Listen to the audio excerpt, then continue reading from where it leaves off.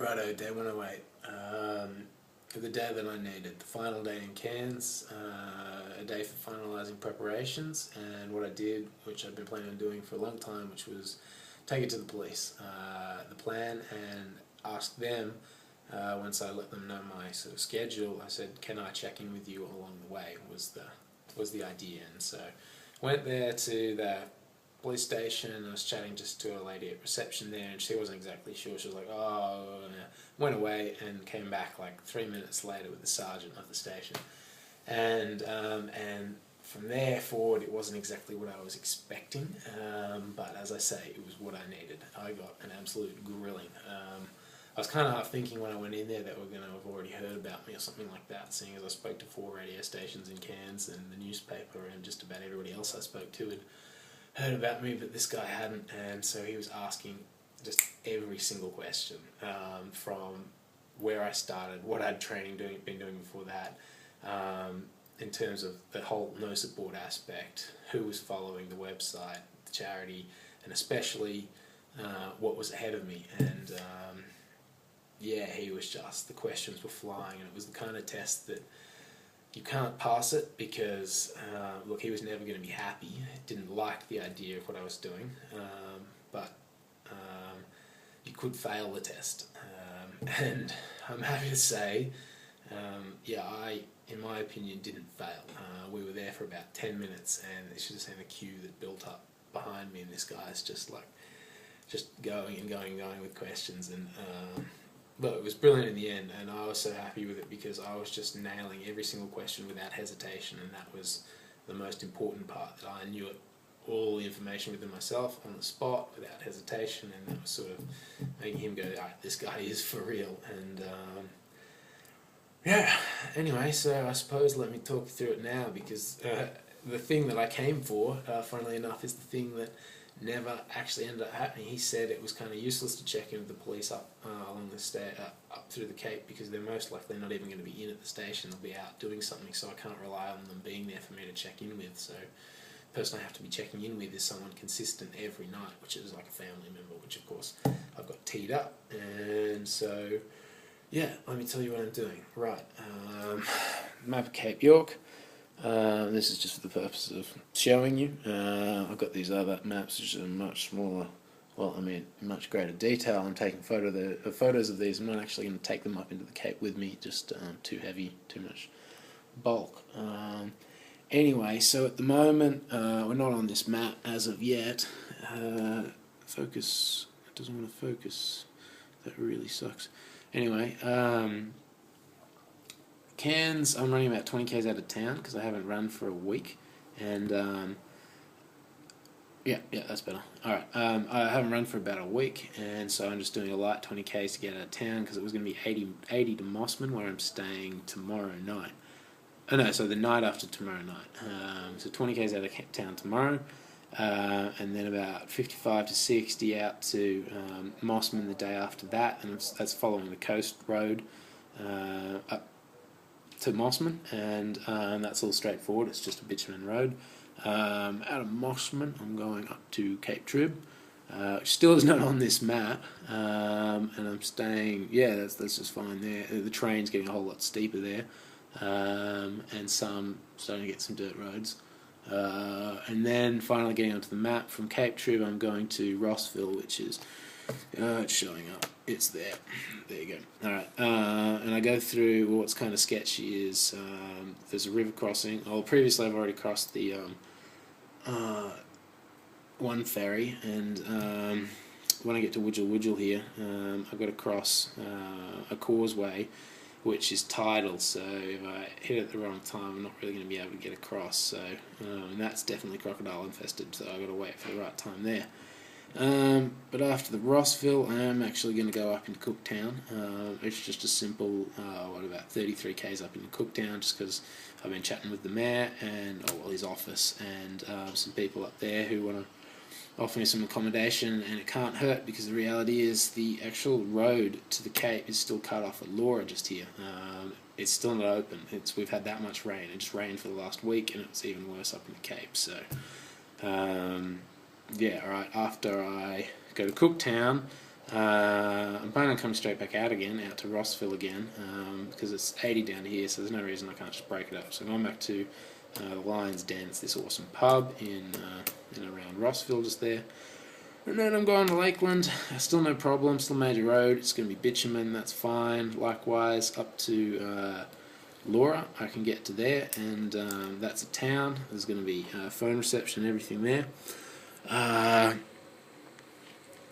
That's about a 60-kilometre day, and then then there's Han River Roadhouse. Should be able to see that one in the centre there. That's 63, no 74. Onwards to, this is still fine. This is like dirt road, but major kind of road, like big, wide type thing. Up to Musgrave is in the centre there. You should see the camping and petrol sign. That's another, what is it, 62. That's fine. These are all kind of standard days. Musgrave, though, to Cohen, you see the big 108 in the centre there. Yeah, that's a massive day, and there's still no issues with the roads, no creek crossings and stuff like that, but there will be kind of causeways with the water flowing under the road. Should be right, so I can get water if I need it. All the way up to Cohen, 108. From Cohen, I'm going to Archer River Roadhouse, which is up there. Man, I hate looking through this screen. Anyway, that's like another 60-ish kind of day. Nothing, not an issue. Was that 66? Sweet. But then we start getting into the territory, which is a bit of an issue. Further up here, you've got basically, where is it? Here, turn off to Weeper. And so that's what actually all the major, well, that's the main traffic route. So the road actually gets a whole lot worse from there, and there's a whole lot less amenities. But you'll spot Morton Telegraph Station in the middle there.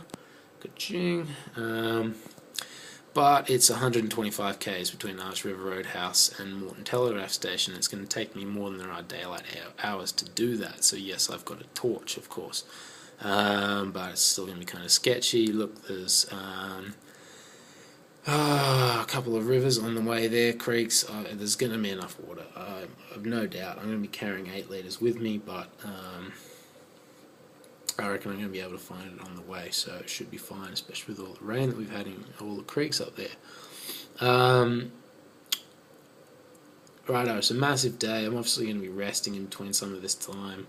Morton Telegraph Station to Bramwell. Should be able to see it again. The Bramwell Roadhouse actually is what I'm going to go to. It's about 41k. That's this probably right here. I'm going to rest up again here because this is where the hardest section of all starts. So that 41 should be fairly straightforward. Except funnily enough, at Morton Telegraph Station there's not actually really a shop or anything like that. There's almost like a resort style camping stuff, and you can have dinner, but it's kind of like, we're talking like $200 to hire a safari tent and have dinner under the stars or whatever, something like that. But anyway, I'm going to sweet talk them into letting me have dinner with them without having to buy one of these $170 tents. Anyway, because I've got my own tent. Anyway, or buy some meat pies, because that's what they do have available, kind of road food, and soft drink. Anyway, up to Bramwell Roadhouse, can get decent food there, and I can camp there and whatnot. And yeah, onwards, you'll see this is where the old telegraph track starts. It's the road that goes straight. I don't know if that makes any sense to you. Let me see if I can point that out. Okay, you got Bramwell Roadhouse, and this is the road that goes straight up like that. It's the smaller orange one. Old telegraph track is what the four-wheel drivers go up on the way up there. It's kind of extremely rugged, lots of creek crossings. Yeah, stupidly rugged terrain, like, you know, sort of 4 or 5 meter kind of drop-offs down into creeks and then back up the other side again, and potentially, you know, crocodile-infested creeks, but depending on how deep the water is, it's going to whether it's an issue or not. But it's certainly really rugged terrain, and we're talking from Bramwell Roadhouse. I need to get all the way up to here at the Jardine River Ferry crossing, where there is some food available. Only problem is that food's only available from 9 till 5, and so is the ferry. So we're talking about a 145 kilometre run which I've got to set off in the daylight hours to tackle this section, the telegraph track, 75 k's, because I'm not doing creek crossings at night time. That's just utter ridiculous, because you just really can't see what's in them, and the crocodiles are more active at night, etc., etc. So, yeah, definitely not doing that, which means I'll be, arriving somewhere in at the Jardine River thereabouts at about 2 o'clock in the morning or something like that. I'm not actually going to have any food, and it's potentially going to be the longest night of my life, until 9 a.m. and get some food. But of course I can always do something along the lines of, and this would be more preferable, get someone to do a food drop at one of the most pristine, beautiful places in the Cape, and that's Elliot and Twin Falls. That's in the centre there, and I could camp there if I get the right permit. And if I had someone drop some food for me, I can do kind of like a 75k day, and then another 75k day up to the Jardine.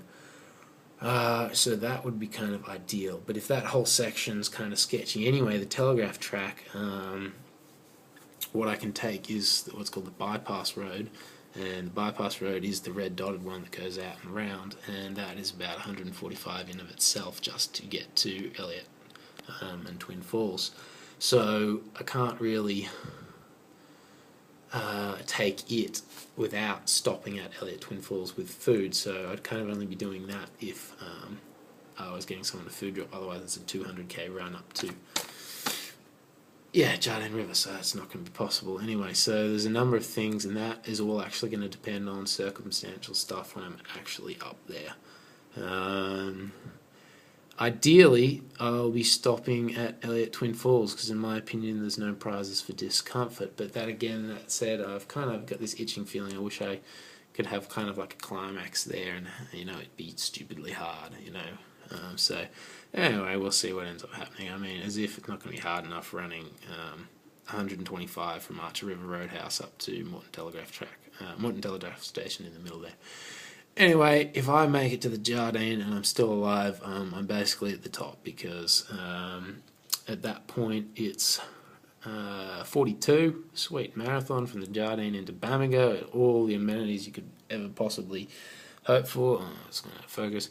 Yeah, anyway, and then it's only 33 from Bamaga up to the top. So I'd do that in 2 days as well. So at the schedule I'm looking at, 9th of May. And obviously I'm going to be checking in with my folks. There's not going to be much reception at all, only in the towns. None of those roadhouses that I talked to you about are going to have reception, but they do have phones, so I should be able to, that's the whole thing, telegraph track anyway. So I should be able to make a phone call at least from those, just to tell people I'm safe.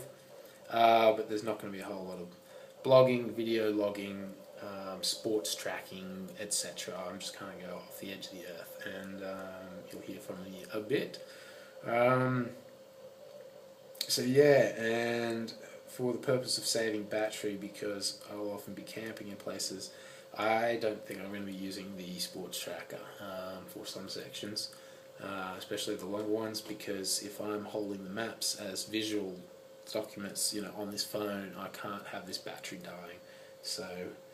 So be it, and I just explained the route, so you don't need a little red line. Just come back and watch this video again if you're ever wondering where I am. But it would be kind of cool. I'm sure you enjoy the stats and stuff like that. But I suppose when I call in, check in with my parents, I'll let them know, how many hours it took me to get from A to B and whatnot, and just a few details. And yeah, anyway, I start tomorrow, and look, I feel ready as ever. This is the bit. This is the adventure. This is actually what I came for. It's almost, I feel like I've been training this entire way for it, and so it feels like it starts now. Yeah, sweet. Right, I'll catch you tomorrow.